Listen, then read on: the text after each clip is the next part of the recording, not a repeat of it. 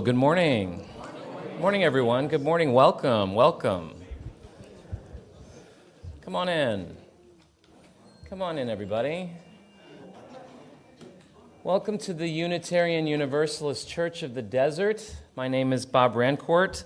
I serve on your board of directors. Today we're continuing the practice of having one of our board members sharing the words of welcoming and telling you a little bit about the work, sort of the nuts and bolts governance of the congregation. Welcome. Come on in, everybody. In my role as president of the board, I work to shepherd and coordinate the board's work and guide and support the many ways of the board, our staff and our committees and volunteers, and as they live into the goals and vision we have set out for our congregation. Specifically, I do things like presently I'm preparing the materials for the annual business meeting. It's driving me crazy, but that's what I'm keep doing and redoing over and over again. That's been occupying my time lately. But I'll be the presiding officer for that meeting at month's end. It's April 28 after service. Mark your calendars. You can get absentee ballots from the church office by tomorrow if you're not planning to be here. But that's one of the things.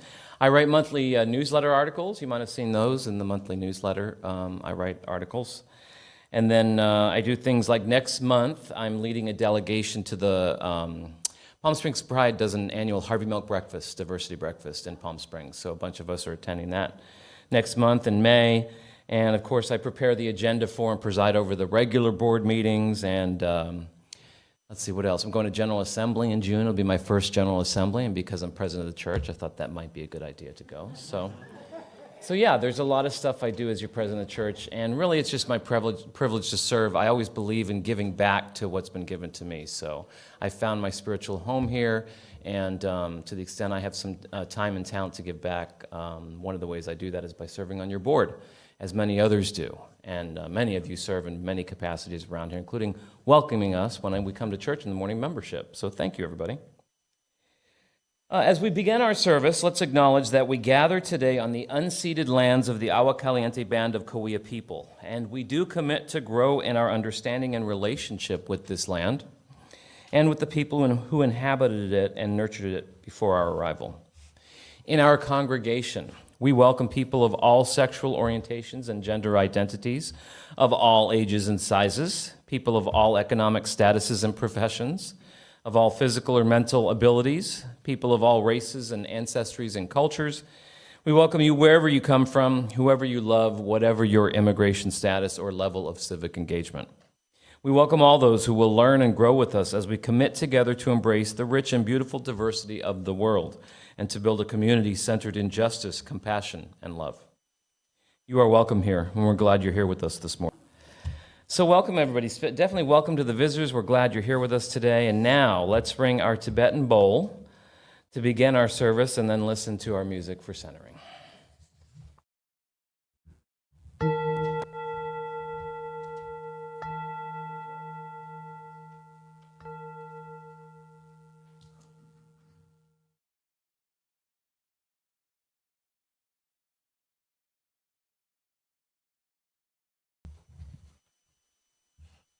Good morning again.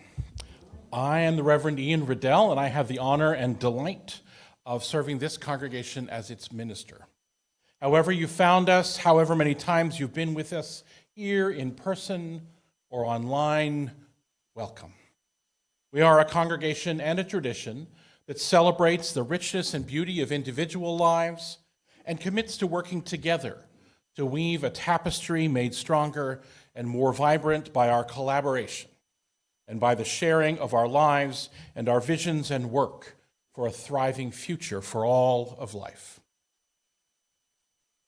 Kim Mason writes these words to start our service today. Once upon a time, chemists believed they could transform lead into gold or death into life.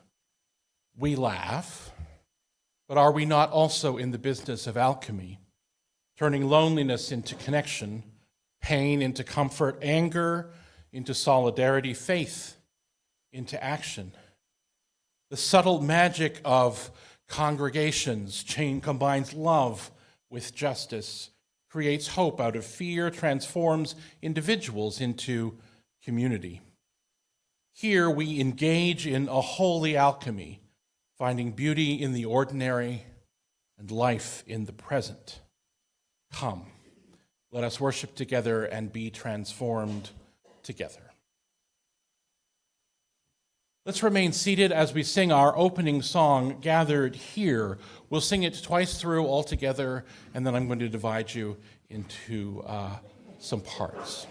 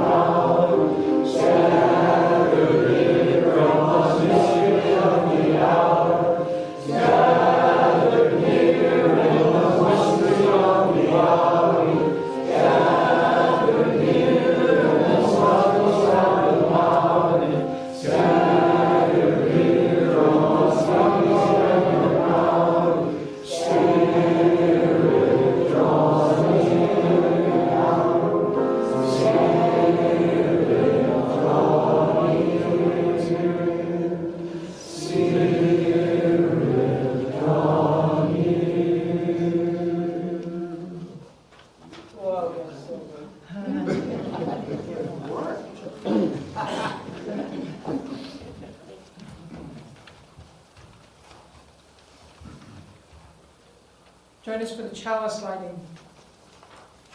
May love be the spirit of this church. May the quest for truth be its sacrament, and service be its prayer. To dwell together in peace, to seek knowledge in freedom, and to help one another in fellowship. This is our aspiration. Margaret Beeman will join us to light the Bible candle.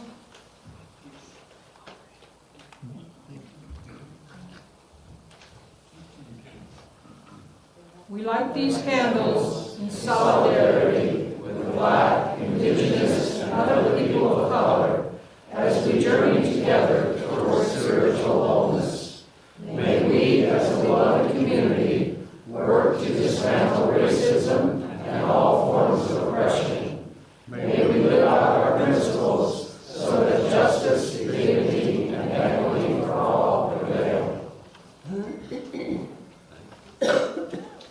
Now I have a reading from After the Good News, Progressive Faith Beyond Optimism by Nancy MacDonald Ladd. Some measure of estrangement may be part of the human experience. We may not be able to banish it altogether any more than we could cultivate carefully studied moral perfection. Paul Tillich thought that we are always pulled between our dependence on others and the astonishing hubris that compels us to place our own selves at the center of the universe. In this tug of war between estrangement and mutuality, the race may never be fully run. Still, this does not mean that we should simply stop moving. Just because we are honest does not mean we cannot be hopeful. As Václav Havel famously articulated, hope is not just another version of optimism. Optimism tells us a preordained narrative. It is an assertion that the scales have already been tipped toward triumph. Optimism is always busy absolving somebody. Hope is different. Like faith, hope is the exact opposite of certainty. It does not presume an outcome for good or for ill.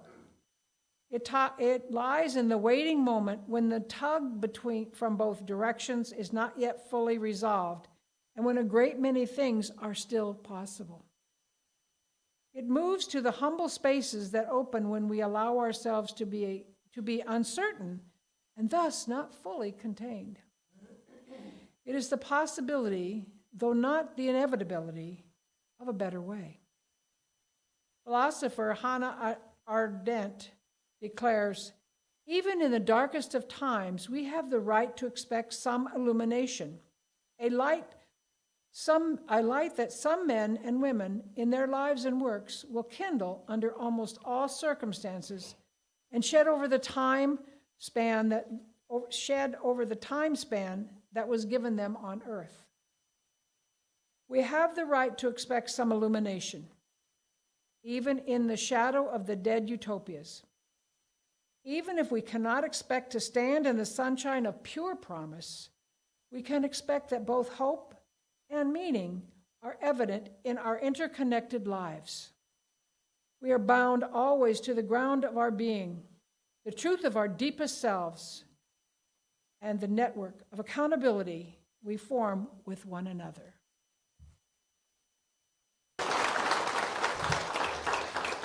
We are so grateful for the sharing of these joys, so grateful for the sharing of the sorrow, the sharing of triumph, the sharing of struggle, the sharing of hope and possibility. We carry so much more in our hearts, each of us, as we come together. So we pause now for a quiet moment of contemplation, of reflection, perhaps for you a quiet moment of just resting. There is no just about it, resting in this place, surrounded by love, surrounded by connection, and reminded of the deeper love that we are all a part of, that lives through us and lives in us, that sparks our imagination, that fuels our anger at injustice, that brings us hope in the dark times. So we gather and pause together in quiet reflection and prayer. Spirit of life, we gather together today as a community. We gather together today as people from many places, from many lives, many homes, people of many wonderings and many wanderings. We gather here today together because we know that we are stronger and more hopeful in each other's company, that life is more possible when we have support and connection and concern and love. And so we bring the prayers of our hearts, the worries of the day here into this place. We bring our gladness at the beautiful weather, our joy at visiting family. We bring our worries about the state of our nation and the world. We carry with us, especially in our hearts, as our hearts ache today at the death, destruction, displacement caused by the Israeli government's assault on Gaza, and our hearts hold fear and worry for the hostages still held by Hamas. We weep for the thousands of dead, and our hearts cry out for an end to this violence and destruction. We pray that our own government will use its considerable influence toward peace, not toward more death. May we join our voices with those of Palestinians and Israelis and people of all faiths and nationalities around the world, calling for an end to this violence, calling for access to desperately needed aid and relief.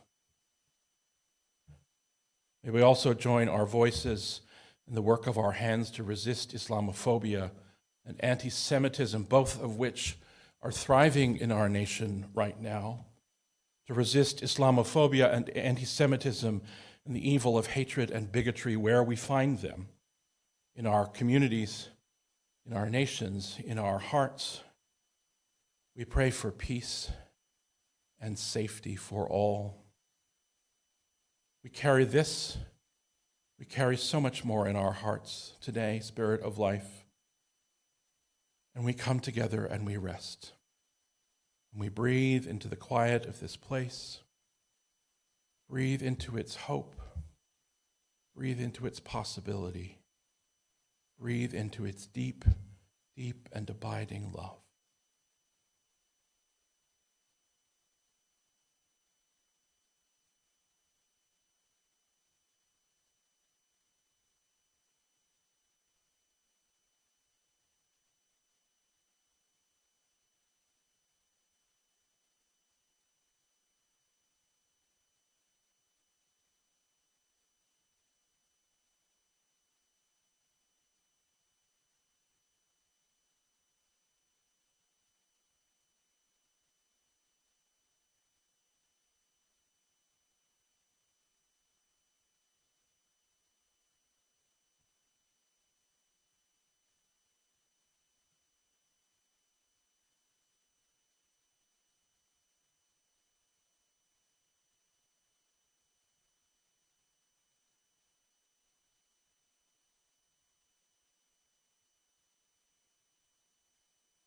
May all beings know peace.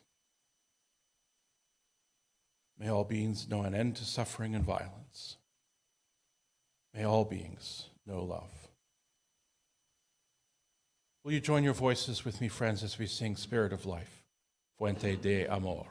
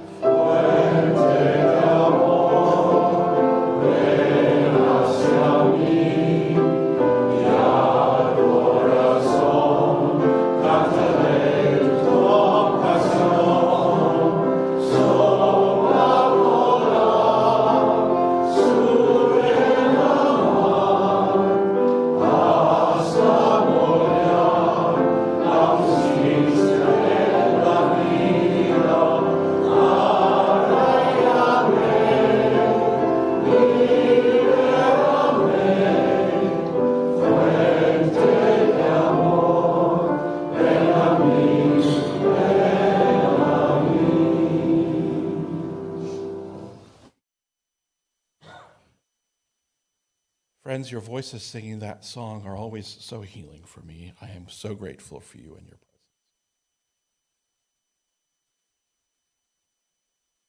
So my words today grow out of a conversation with Suzanne and Jerry Hogsett a while ago. Jerry and Suzanne valiantly braved the buffeting of bidding and counterbidding.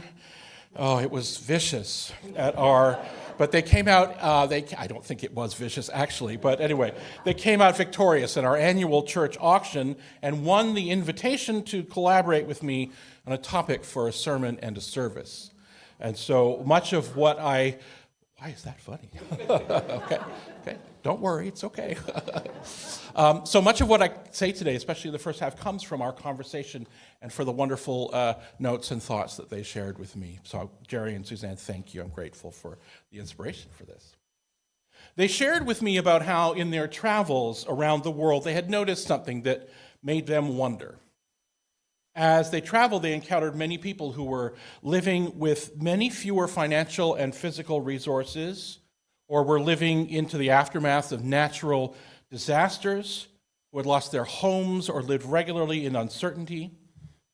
And they saw these people who they encountered being generous with each other, being joyful together, sharing what they had with those who needed it, helping to rebuild communities together, sharing food with neighbor and stranger alike. And they shared with me that after every one of these trips, when they came home here to the United States, they found something that felt different. A loneliness, a separation, a disconnection between neighbors. Despite their relative affluence here, they wondered who was actually poor and who was actually rich in terms of the depth and reality of life.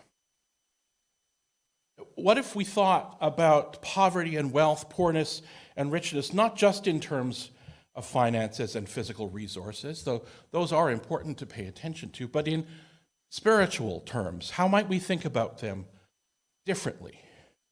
What might a life that was lived in a spiritually rich way look like, be like? A life where we feel and show more connection with each other, with those around us, where we choose to interact with each other in ways that showed that we understood how interwoven our lives and realities are, where we reach out and build community and support with our neighbors, build friendship, build connection. A life where we aren't just conventionally polite. This happens in Canada too. I understand. I'm Canadian. I understand what conventionally polite looks like. You know what I mean by that. But distant still with each other. Not a world like that, but a life where our active concern for each other's well-being is lived out in ways large and small, in kindness for ourselves and for others. A life where contributing to the betterment of the world, of the country, of our state, our city, our local community is central to the choices we make in our hearts, in our families, and in our communities. This is the life that Jerry and Suzanne shared with me that they saw in other places, which they wondered about when they came home again. I'm very grateful that you shared that wondering with me. It invaded my mind like a little virus and it made me wonder, so thank you. And in order to come to this way of being, though, we engage intentionally, I think, in our relationships, our civic life, in our work life, and neighbors, grounded in practices that help us develop the skills and attitudes which lead to deeper connection, to kindness, to concern and care. We build habits and practices that help us see clearly, see and know the truth about what is actually going on in the world around us, in our lives. And we do these things not just so that we feel happier in our own skin, more centered in our own understandings in the face of the chaos around us, though those are not bad things. But in this way of thinking, we choose these attitudes and practices so that we can see more clearly the reality in front and inside us, see it for what it is and not hide away from it. We choose these attitudes and practices to reorder ourselves in the face of the bombardment of information and disinformation, anxiety and fear-mongering, righteous anger and call to judgment of the world around us, so exacerbated by a 24-hour news cycle and social media and public figures who intentionally blast us with too much information and disinformation all mixed together, too much to handle, so that we figure out we can't act in the face of it.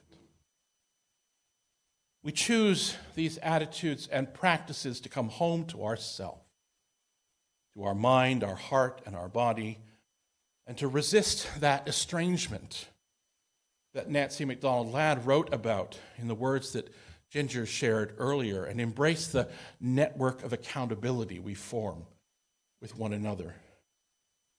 A practice, as my colleague, the Reverend James Ford says, of following our hearts into the deep, discovering intimacy within ourselves, intimacy with others, intimacy with the whole glorious, awful mess.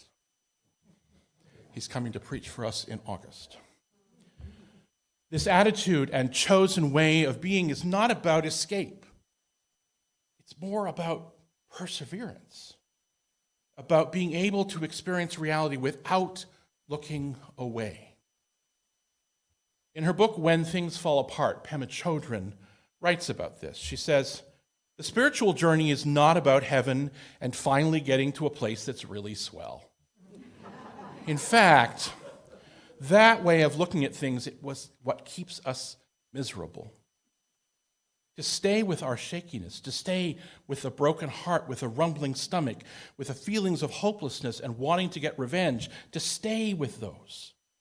This is the path of true awakening, sticking with that uncertainty, getting the knack of relaxing in the midst of chaos, learning not to panic. This is the spiritual path," she says. During my last year of seminary in Chicago, we lived on Lake Michigan, at the north end of the city, right next to Loyola University. We were just a short walk from their campus, actually. Now, many universities, especially ones founded or run by religious institutions, as Loyola was, have weekly chapel services for students, staff, and community members, an opportunity for a midweek reconnection with individual and group faith, an opportunity for collective prayer and contemplation. At Loyola, this service happened on Wednesday evenings, and it was a Taizé service. Now, Taizé is a tradition of singing worship, short, beautiful, harmonized chants and responses, kind of like what we did earlier this morning, are sung by the congregation and the choir over and over again, repeated until they envelop the senses and move past the barriers of the intellect. Songs are alternated with silence and prayer, and an atmosphere builds or settles on the gathered congregation. I attended this service almost every week of that year of seminary, coming home from school on the south side of Chicago on the L, having dinner, and then wandering quietly up the road to the chapel on the lake, and joining in the singing and the silence. That practice sustained me that year, despite the lyrics and the chants and the words of the prayers being part of a tradition that I no longer felt part of, participating in the creation of beauty, being subsumed in something larger than myself, letting my heart and my body and my mind get rearranged, settled, cleared. Think about that. Participating in the creation of beauty, subsumed in something larger myself, and letting my heart and my mind and my body get rearranged, settled, and cleared. Letting them rest in all of that for an hour meant that I was able to be more present and more deeply connected to myself and my community the remainder of the week. I would always leave and walk home along the lake tired, but renewed, open and more hopeful, or grounded. And recalling this experience of Taizé reminds me to remember that spiritual practice, spiritual journeys, are not just about our minds or our intellects.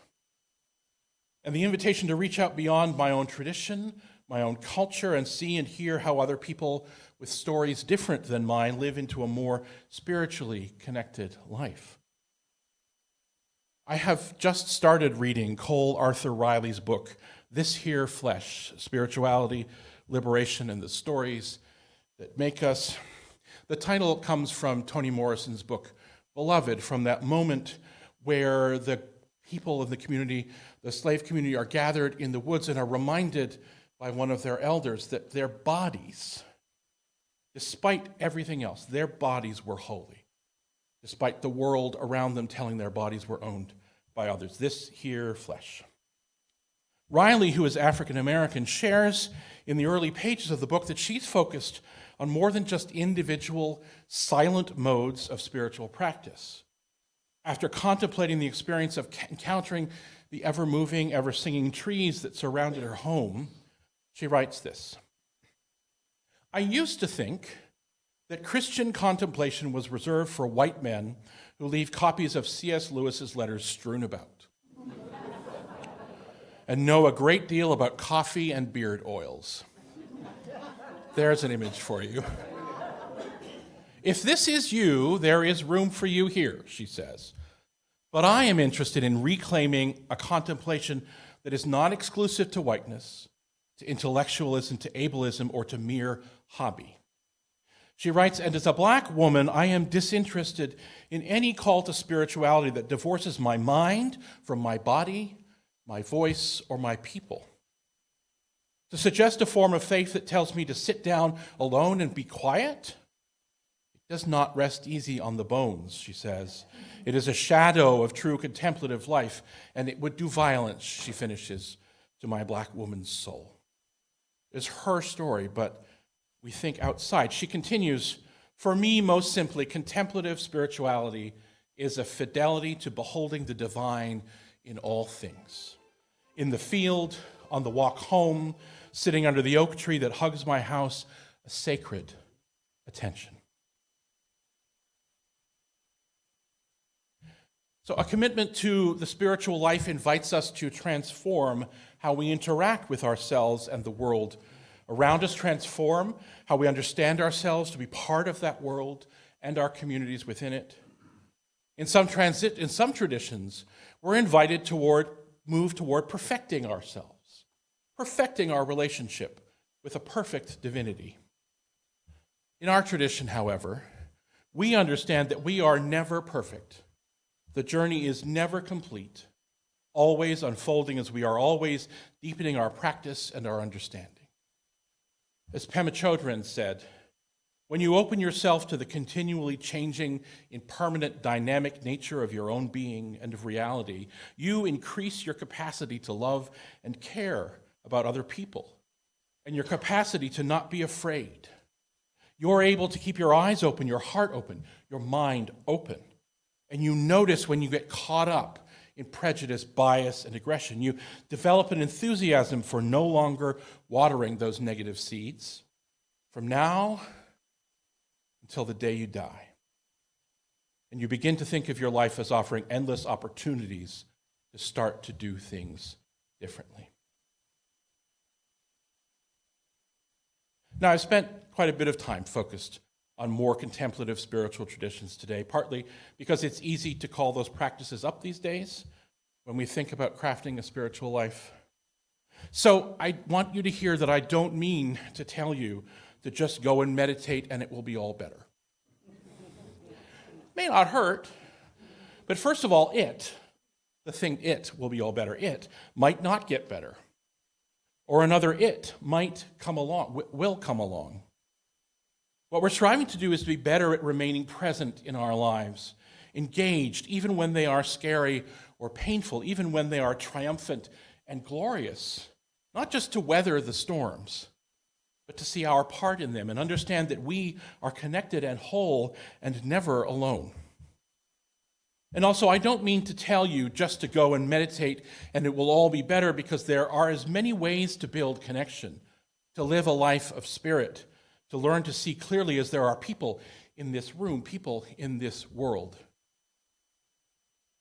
You might walk in the desert or the forest, smelling and listening to the trees and the skittering of tiny feet, or journey to the ocean to hear and feel its immensity, or plunge your hands into the soil of the land you inhabit, planting new life, nurturing the life that is already there.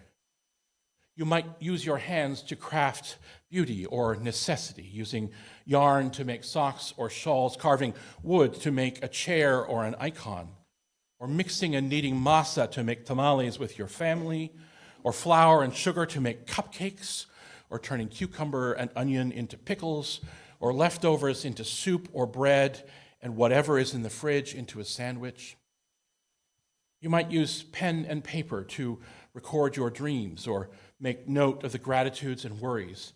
At the end of the day, you might use a keyboard to craft love poetry, or protest war, or imagine new worlds. You might take up a pencil and solve puzzles, or design new homes for your neighbors, or tell a story in pictures, or capture the image of that lizard basking in the sun in your yard. You might pick up a hammer or a drill to rebuild your neighbor's damaged home, or rebuild a fallen bridge, or grab a wrench to help your niece repair the engine of her car, or help your roommate put together that IKEA furniture. You might run or ride your bike, or invite your body into the forms of yoga or Pilates. You might do those stretches your physical therapist has been offering you, demanding that you do.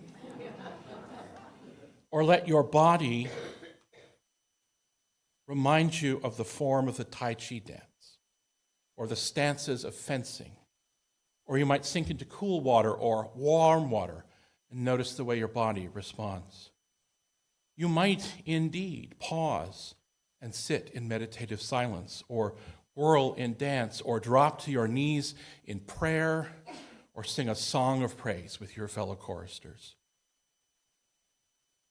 What makes a life spiritual is not so much what you do, as how you are doing it, what your intention is, how what you do reminds you that you are not the emperor of everything, that you are part of something vast and powerful and awe-inspiring, that you are awe-inspiring, that you are the universe playing hide and seek with itself, as Alan Watts says, and that you know tomorrow may be different from today. It may be harder, it may be easier, but you will still be you, and we will still be we, and that together we can transform ourselves and our worlds into places where we bring much intention and care and grounded love to each time we interact with our neighbors.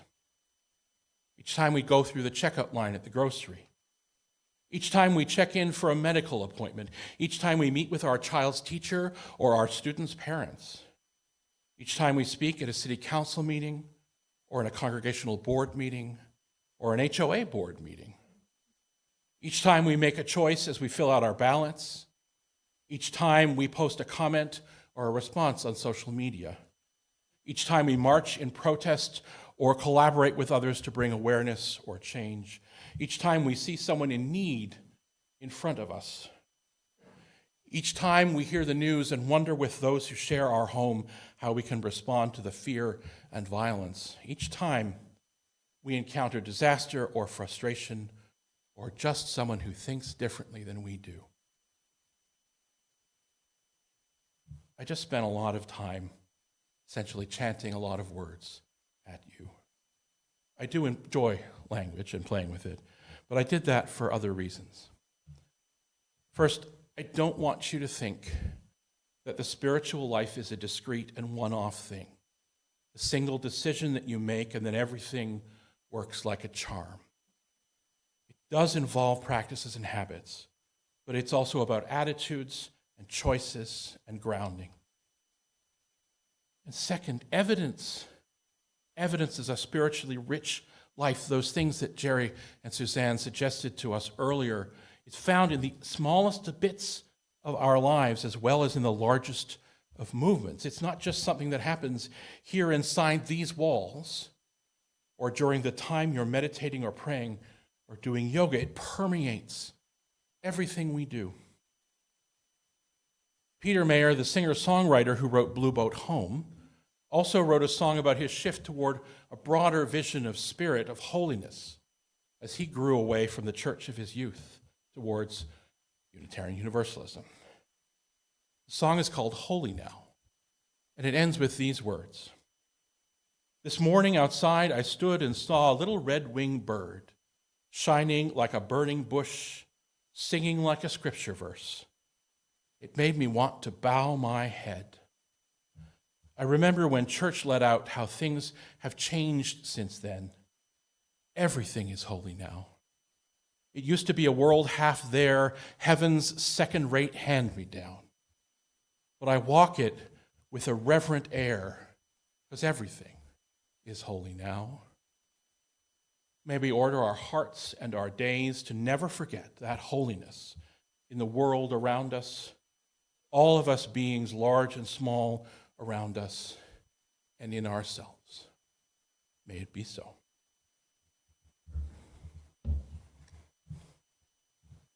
We're going to sing again. we're going to sing Blessed Spirit of My Life. Please rise together in body or in spirit.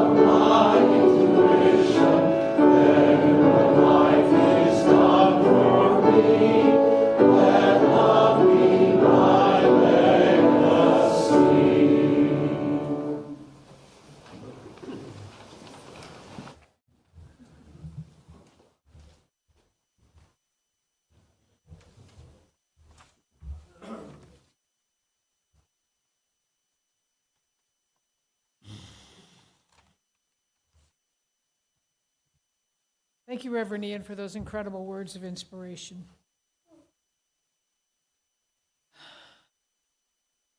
Now, we have a few people that have some announcements to make today. One, Denise Agar wants to make an announcement for social justice. Denise?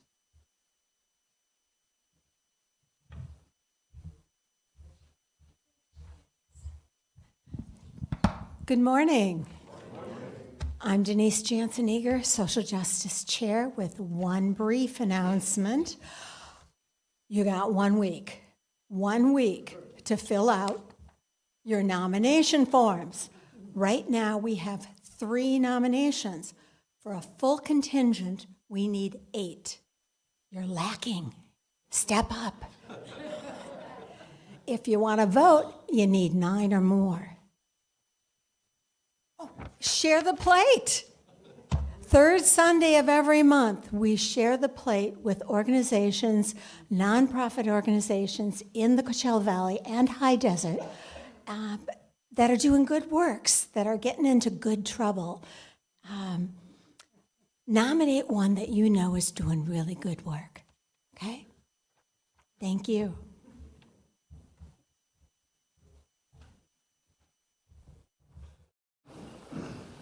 Also, Sandy Slayton, this is short announcement. Good morning, I'm Sandy. Sort of on a different note, I'm here representing the Script to Stage to Screen program, which is a performing arts organization, part of our congregation, for those of you who do not know. And I just want to let you know about our April offering, which is a play that's put on here by new playwrights. I'm really excited actually about the April plays because they're written by a young person who was a teenager actually when she wrote these 2 one-act plays for which she won the Young Playwrights Festival Award. So that's kind of cool. Her name is Brooklyn Rutledge, and there are 2 plays. One's called Main Character, about a young woman who's completely, totally, absolutely average high school girl, definitely not anyone who would be a main character.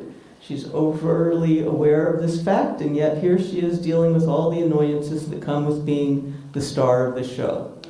And the second one is called The Search for Snowflake, which is about a young woman who has a cat. She's really shy, but she'll do anything for her cat, and things develop. This is on Friday and Saturday, April 19th and 20th. And the shows are here at 7:30. The box office opens at 7, and the tickets are only $15. So it should be fun. And I also just want to remind everybody that Script to Stage to Screen is shutting down our program in June. So this is your third to last opportunity to see a show. Thanks a lot.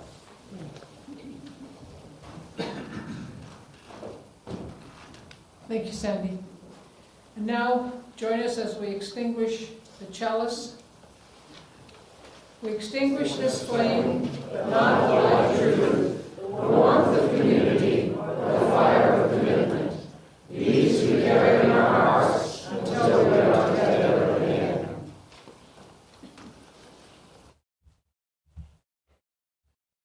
Before my benediction, a reminder that after the service today, we will be having a budget review. So we will take a look at the proposed budget for our next fiscal year, and so that you can ask questions about it, so we can have conversation about it leading into our annual business meeting later in the month. So please grab a coffee and a treat, talk to your neighbors for a little while, make some connections, and then come back in and help us look at our budget a little bit. So please do join us here.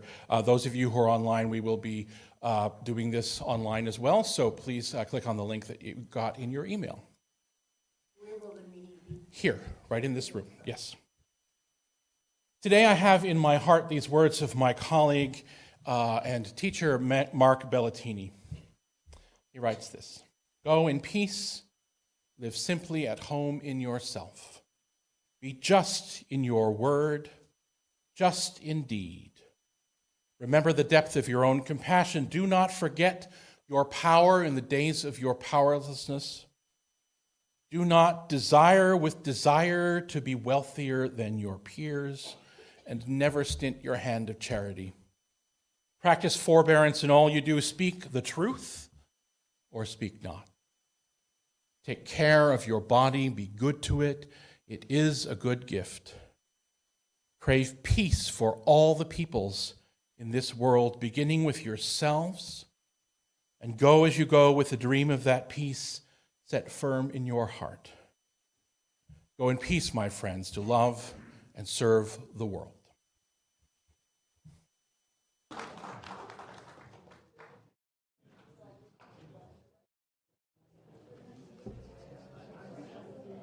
Oh, thank you. Yeah, it was yesterday. Yeah, thank you. No, not really. 57. Thanks. Yesterday.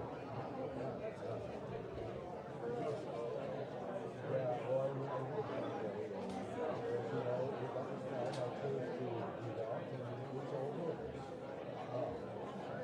Thank you.